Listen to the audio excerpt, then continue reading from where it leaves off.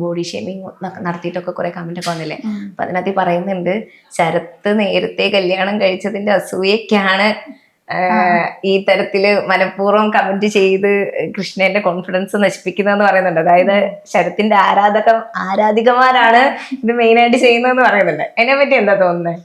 അല്ല, അത് ശരിയായിരിക്കും. കാരണം നന്ദിന് കുറെ ആരാധികമാരുണ്ട്. വാട്സപ്പിലും ഇൻസ്റ്റയിലും ഒക്കെ കുറെ മെസ്സേജ് വരുന്നുണ്ട്. ചിലവര് വിളിക്കാറുണ്ട്, വിളിച്ച് ഇങ്ങനെ കമ്മിറ്റഡ് ആണോ എന്നൊക്കെ ചോദിക്കാറുണ്ട്.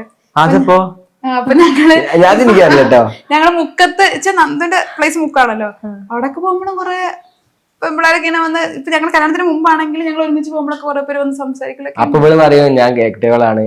അല്ല, അപ്പൊ ഞാൻ പറയും നന്ദിനോട് തത്തു കമ്മിറ്റഡ് ആണെന്ന് പറയണം. പക്ഷെ നന്ദി കല്യാണത്തിന് അന്ന് വരെ പറഞ്ഞിട്ടുണ്ടായിരുന്നില്ല. അപ്പൊ നന്ദ പറയുന്നത് ഫാൻസ് പോവൂലേ കമ്മിറ്റഡ് എന്നാണ് പറയുന്നത്. അല്ല, അതുകൊണ്ടാണോ സബ്സ്ക്രൈബേഴ്സിന് ഒരു ഞെട്ടലായിരുന്നു നിങ്ങളുടെ കല്യാണം എന്ന് പറയുന്നത്? കൂടുതലും റിവീൽ ചെയ്യാത്തോണ്ടായിരിക്കാം. പെട്ടെന്ന് അധികം ആരെ അറിയിച്ചില്ല.